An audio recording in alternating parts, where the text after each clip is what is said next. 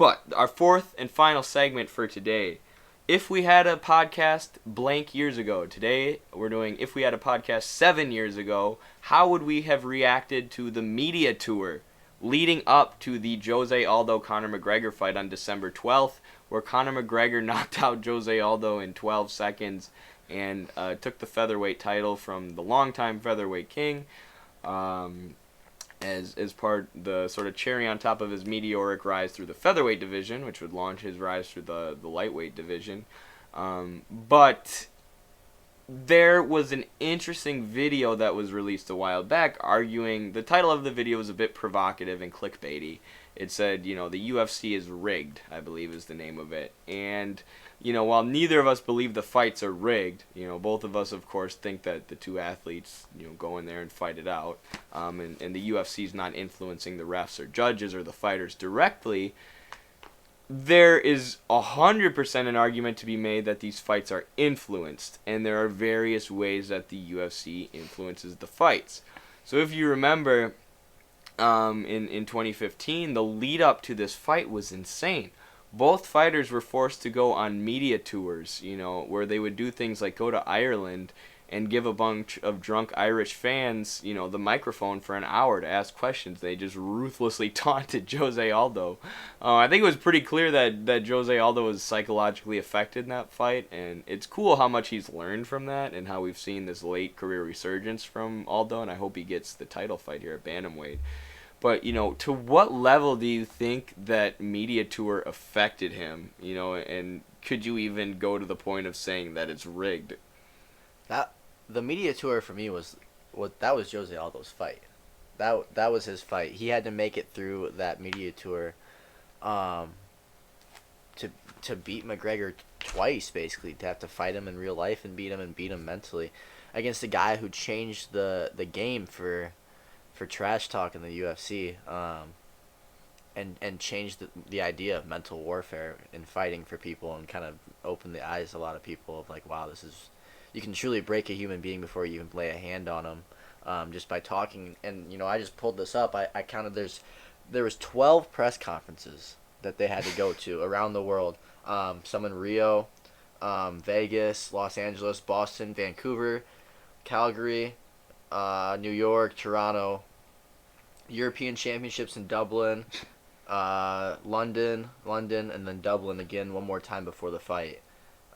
So giving McGregor the last kind of push. The last one was in Dublin, right? At the Dublin. fan event where the fans got to taunt Aldo. And Yeah. I'll let you keep going here, but how many of them were in Latin America compared to how many were in the West, in New England, in Boston, in Europe, in Dublin, and places where people, and Alberta, Canada, New York, Vancouver, places where people are rooting for McGregor. They aren't going to Brazil, Venezuela, Ecuador, and obviously the markets there aren't as big. The buzz for fighting isn't as big, but that's exactly the point. They were trying to push McGregor because he's such a huge star in these Western markets. And I think that they did this tour, and it, part of the goal of it was to, get in Aldo's head.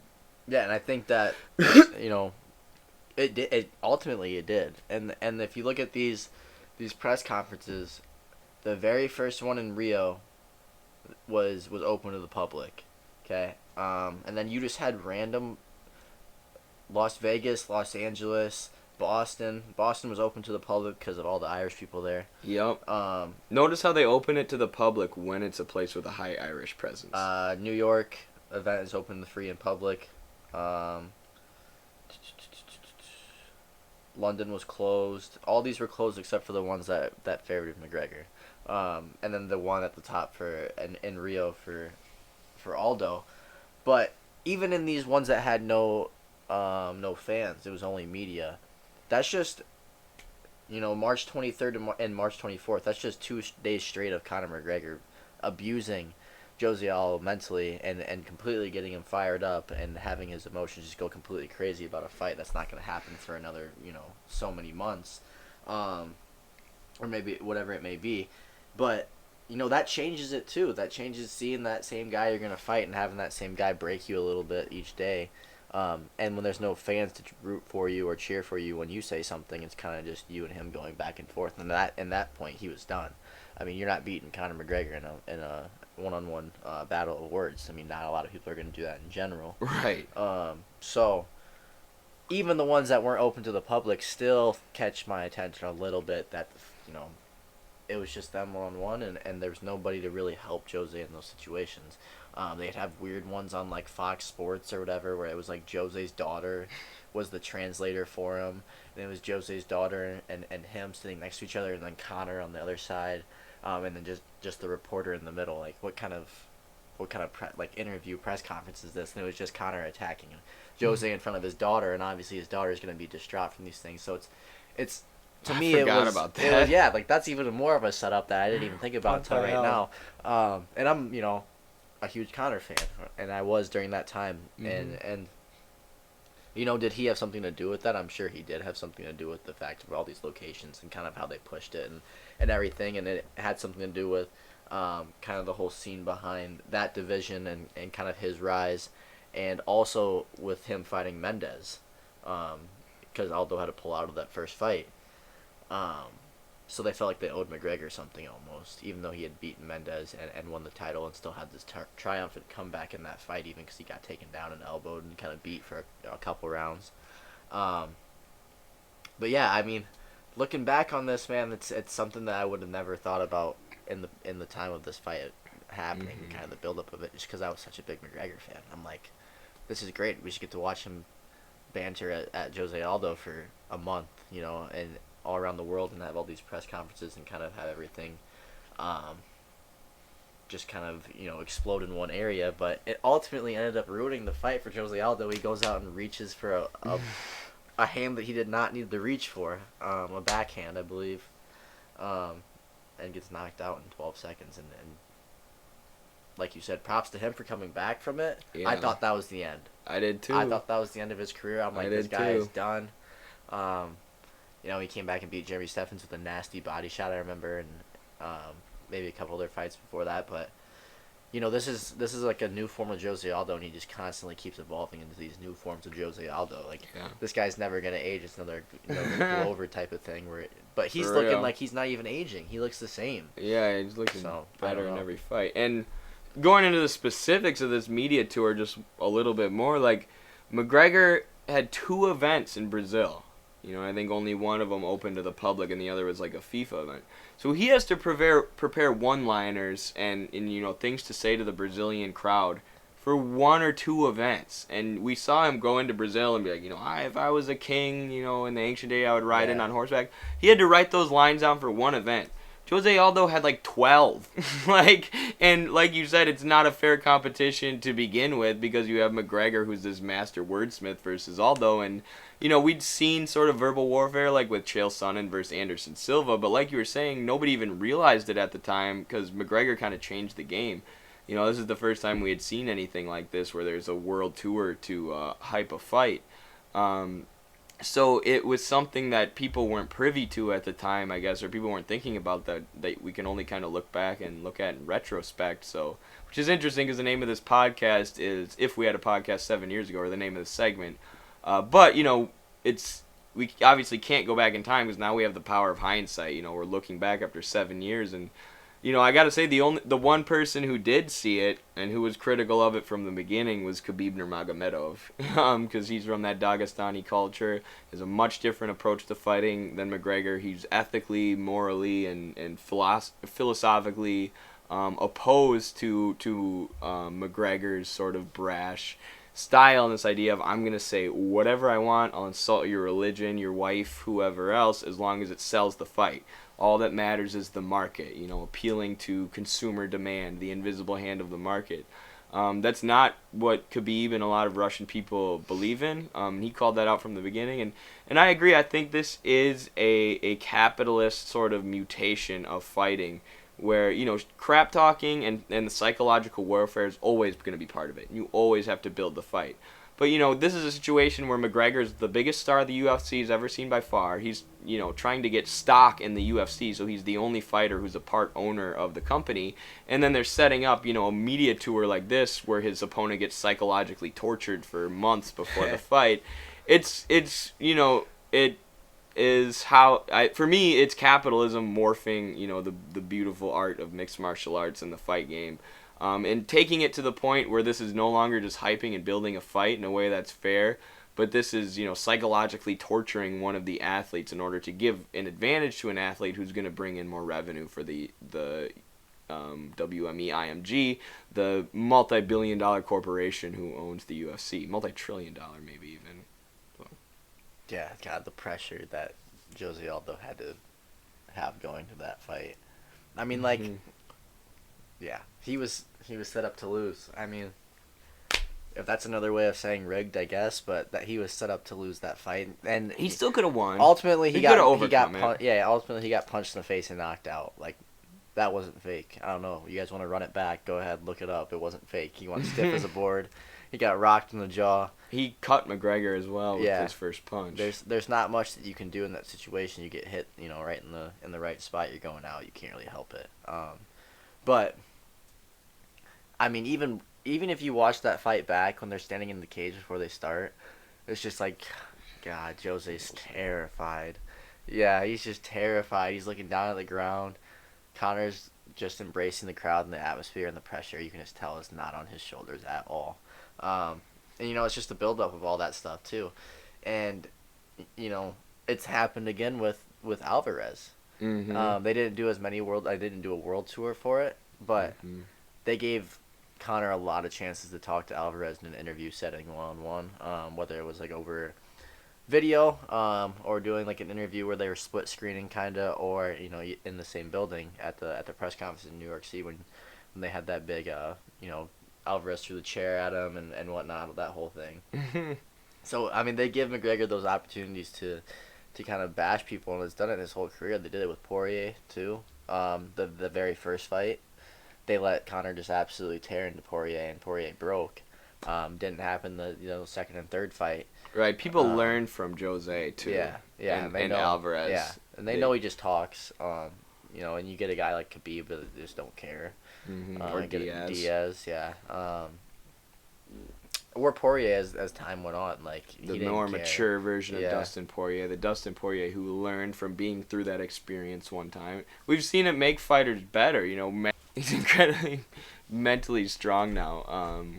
In this or he has been throughout this late career resurgence that we've seen since this went down. But yeah, I don't know. I think one of the solutions, I mean, there's only so many solutions you can have because the UFC at the end of the day is owned by WME IMG, multi-billion-dollar company owned by a bunch of capitalists in Las Vegas or wherever else. So they're always going to, try and appeal to the markets. But if the fighters could unionize, well, first of all, they need to stop being private contractors. That's how the UFC prevents them from unionizing and organizing. They need to unionize and eventually get to the point where there's partial worker ownership. And not worker ownership as in Conor McGregor gets to own part of the company and manipulate decisions because he's the wealthiest star. I mean, worker ownership at the lowest level so that we make sure fighters aren't having to work second jobs while they train in the UFC. Or, I don't know what the payouts are for some of the fighters lower on the cards, but it gets absurd. Dude, like, it gets and Francis Ngannou's payouts for a title fight were absurdly low. And they say that they're paying these fighters their value. No, they're not, because the company is making billions and billions and billions of dollars in revenue, and they're doing things like suspending fighters like Nick Diaz for smoking weed, but then when all of a sudden marijuana is legal and popular, they're selling this bobblehead of Nate Diaz smoking and making trillions of revenue off that. Not trillions, but tons of revenue off that. So if they were paying the fighters the value that they create, the fighters would be getting a chunk of that insane amount of revenue that comes in. But instead, it's being funneled into shareholders who are part of WME IMG. He won. Paddy Pimblett won $12K to show, $12K to win, and then the $50K bonus for the finish. But I saw an interview with him that he said he was making more money outside of the UFC, so that's why he's not also pushing himself so hard. He's like, I'm not pushing the fight because they're not going to pay me, and I'm making more outside of the UFC doing like interviews and sponsorships and being Patty the Batty and just being able to promote yourself better than the UFC's been able to promote you and give you money more ways than the UFC can, which is crazy because that's his profession and that's his place of work is the UFC, so they should be giving him the majority of his cut, I feel like. Or pay, and I'm not, I'm not to be a Debbie Downer, and this is one of the hardest things to confront as an MMA fan, but I think we do need to confront it. Is like, there was an MMA fighter who was 24 years old and had like only been knocked out one time in his career, didn't have that many fights, and he got in a car accident and died, sadly. They did an autopsy on him, and he had CTE from fighting. He was only 24 and had only been knocked out once. So these fighters are getting brain damage. They are getting brain damage no matter what, level or part of the card that they're on. So to make, to get brain damage for $24,000 and, not knowing if you're going to have health insurance afterwards is crazy. It's crazy. But these guys are crazy. They are. And that's what UFC preys on, is those guys that just don't care, really, and they're just like, whatever. I mean, for some of them it works out, Yeah. They become millionaires, or, like Conor, he was on social welfare, and then, hits his big break and becomes a multi-freaking millionaire, probably a billionaire, damn near. Sure he is. Close. And doesn't have to worry about his kids or his kids' kids or his family or anybody, and then you got guys like Paddy Pimblett who's selling the same, not in the sense of pay-per-views and everything that McGregor did on his way up, because McGregor was huge, but the UK has Paddy Pimblett's back just as much as Ireland did McGregor, and I think that he is rising and kind of has the same persona and kind of has the same almost attentiveness to the game as McGregor does. I think there's a lot of tendencies that he has that McGregor had coming up in the ranks of the UFC too. So I think it's interesting to see how they push him differently, and how he's. I wonder what Conor was making when he fought like Marcus Brimage or something. Right. Like I want that would interest me to. I mean, that would have been his first fight. But he was already a pretty big fight or star coming out of Cage Warriors, same as Paddy. He made 60 as a knockout, 8,000 to fight, 8,000 win bonus. Yeah, so he didn't make that much for that. Yeah. Because he was not a big star. Yeah. But he still bought a solid gold pocket watch. He did. And some of these guys, especially overseas, have been doing this since they could freaking walk. So back to the CTE thing, that guy has CTE at the age of 24. He's probably been fighting, boxing, getting hit in the head since he was like 9, 8. So like it probably still builds up either way. And yeah, it made me wonder about my own wrestling career. Right. How the amount of times I got hit in my head and just you don't even notice shaking it off, yeah. Right? But yeah, I mean it's interesting. Kind of got off a little bit off topic there, but yeah, that was the topic for if we could go back. There's definitely going to be some interesting ones that we have to talk about. There's so many, I feel like. And I feel like when we release this, too, if there's any suggestions in the comments of what you guys want us to talk about or do, definitely leave them. Like, this is our first one. This is kind of just a makeshift setup that we have right now. We're going to have a studio here soon, actually, so it'll be a little bit more intact and not us sitting on a couch in our living rooms, but we got to deal with what we have right now. And, but yeah, so that's about it. Yeah, I'm excited to talk about Alistair Overeem eating horse meat. Yeah, a career recap of Bob Sapp. Like, stuff like this Houston is really... Alexander, Kimbo Slice.